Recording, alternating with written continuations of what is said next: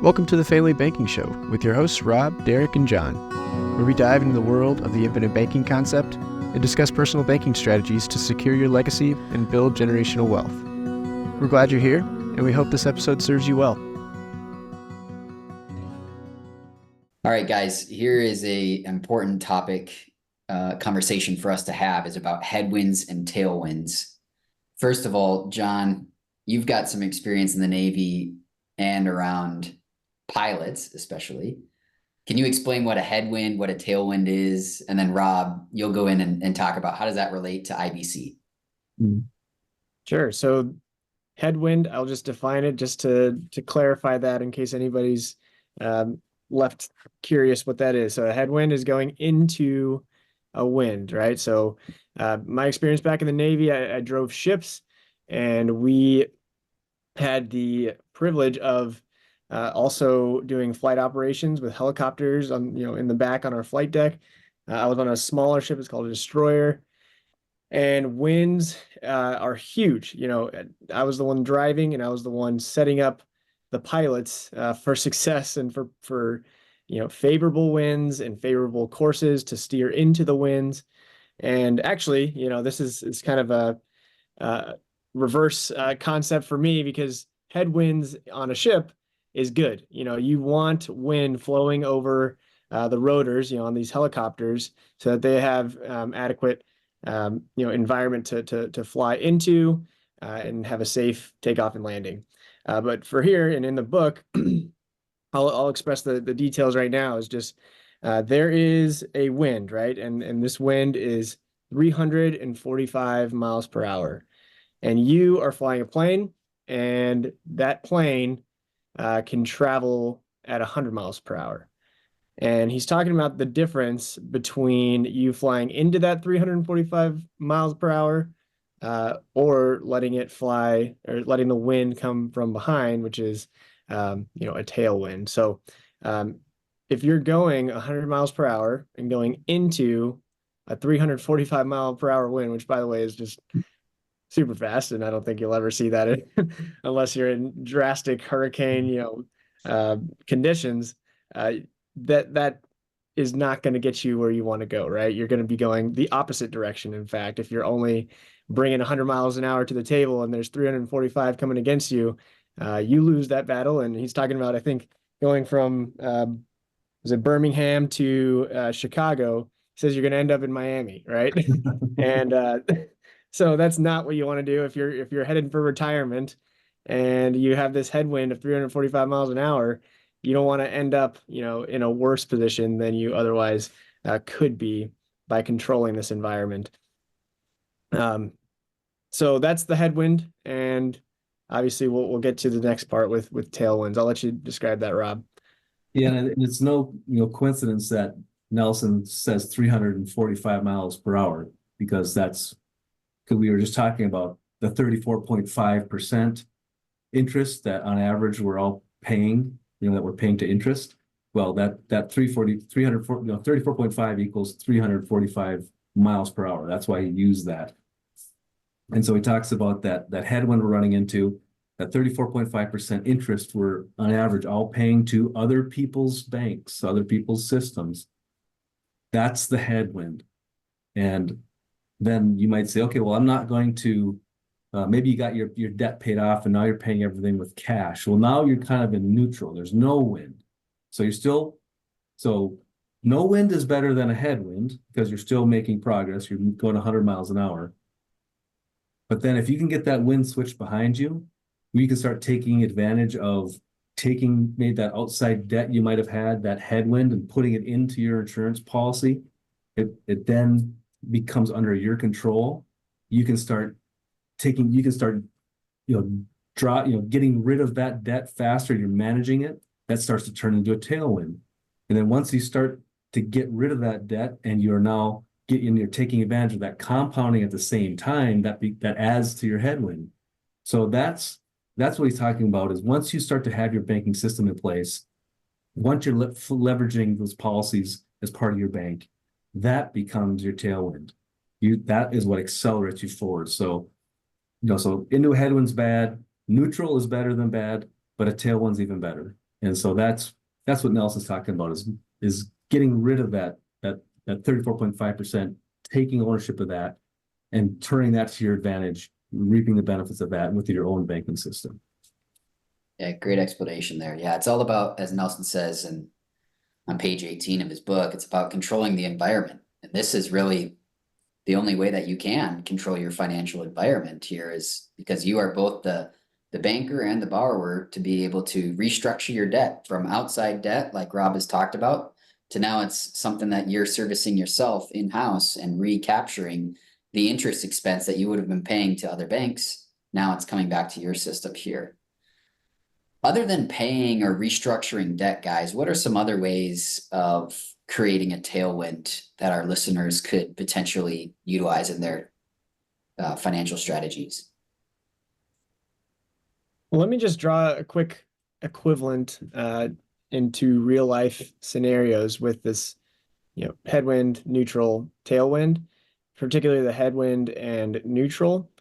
A lot of people that I know, and a lot of people in the circles that we've gotten to talk to, is they believe in the debt-free, right? The avoid debt at all costs, save everything, save up as much as you can, and buy everything with cash. That, in our opinion, is best equated to the neutral, right?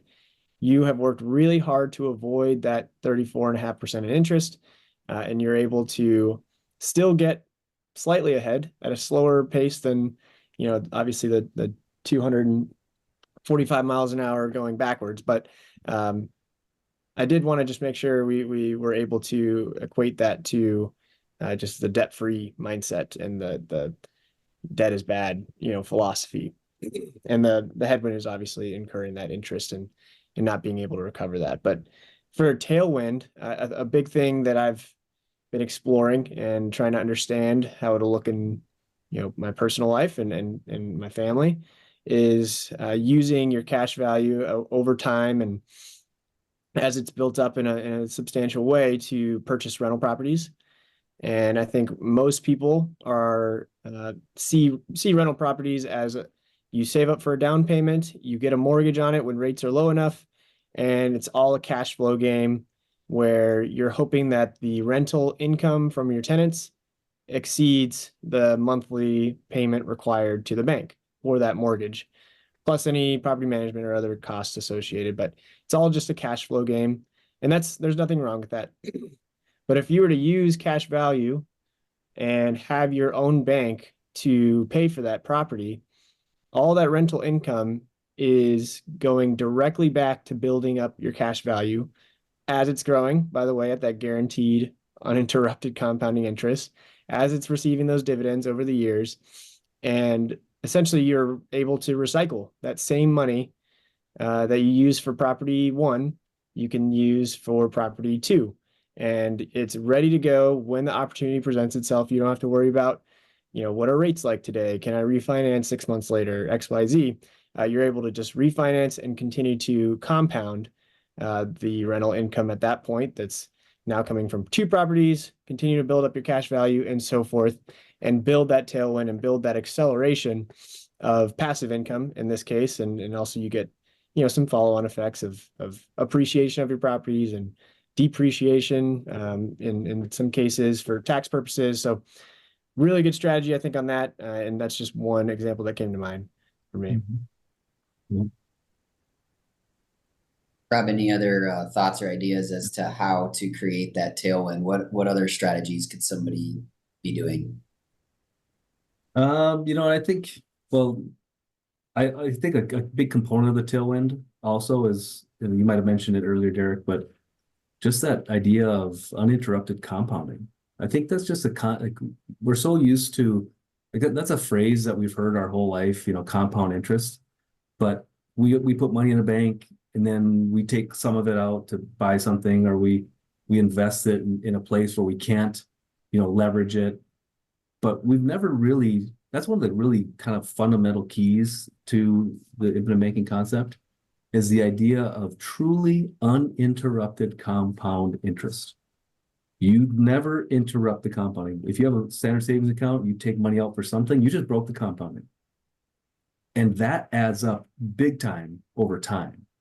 And so I really think that to me is the part that I really like hook onto in terms of the tailwind is just how you can leverage a policy for purchases, for investments, for opportunities, for expenses, and it never impacts the compound growth.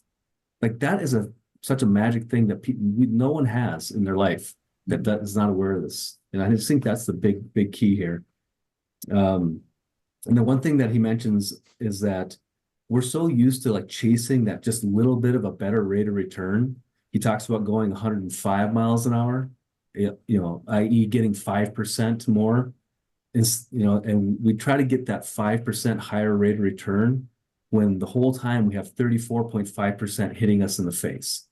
And so you can get way farther ahead if you can figure out a way to get rid of that 34.5% than trying to chase after that 5. And so that's just another big takeaway that I got out of this section. Yeah, good thoughts there. Let me maybe provide a few more examples to the listeners as to some other ways of creating a tailwind. Guys, before we jumped on the call, we had discussed the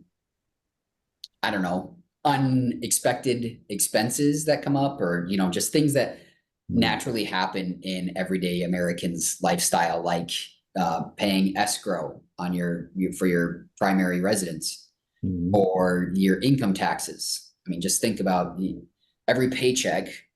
Most people are getting a portion automatically taken out before they even receive any of it. It's going direct to the federal government.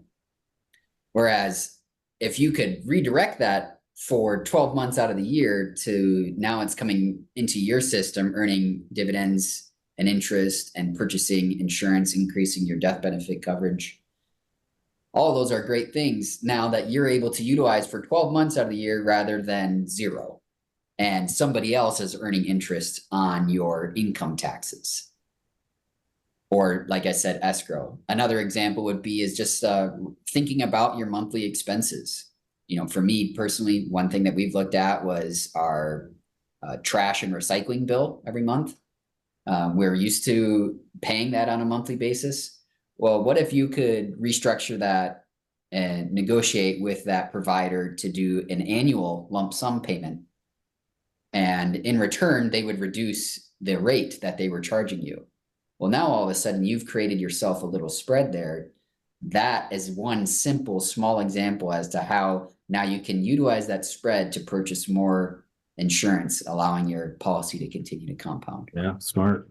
Yeah. So not just restructuring debt. That's the biggest one, obviously, but there are little things, other levers that we can pull to make sure that that whatever income you earn should be coming to you first before any other bank. And isn't that talks to just the flexibility of the infinite banking concept, having your own family bank, that you start to think of things like that. Well, how can I maximize my system? Oh, I can, I would have never considered to ever pay my trash bill annually. That thought would have never crossed my mind unless I had a banking system that, I can take advantage of that. It's just those little things that just add up. You start to think like a banker, as Nelson says. So that's a really good example, Derek. Yeah, one more before I forget. Later on in the book, we'll talk about self-insuring your cars, which is one of the examples that Nelson obviously provided here as just another great way to create a tailwind. Now, instead of paying Allstate or Geico or State Farm for your auto insurance, if you've capitalized your system long enough to be able to cover you in the event of a car accident or something like that, to pay for a new vehicle to supplement that loss, well, now you have an insurance policy. It's just a life insurance policy instead of an auto insurance policy that you've got access to all along the way. And now those premiums that you would have been paying to State Farm for your auto insurance, now you can redirect that, and that could be purchasing additional life insurance, continuing to allow the policy to compound. So, Yep. Great ideas, guys. Well, this has been a good conversation. This is, as Nelson says, the most profitable thing that you can do in your lifetime is to restructure your debt, become your own banker, And if it's something that you're interested in learning more about, you can feel free to reach out to us at thefamilybankingshow@gmail.com. And we'd love to meet with you and answer any questions that you might have. Guys, in the next episode, we're going to talk about what it means to create a bank, how a traditional bank is created, and how we're going to replicate it. So look forward to that conversation, guys. We'll see you in the next episode. Okay, see you then. Thank you for joining us. If you're interested in a conversation about anything we've discussed, you can find our contact information in the show notes below. And subscribe, follow, and leave a review to help spread this message and to help families across the country discover the generational blessing of IBC. May God bless you, and we'll see you next time.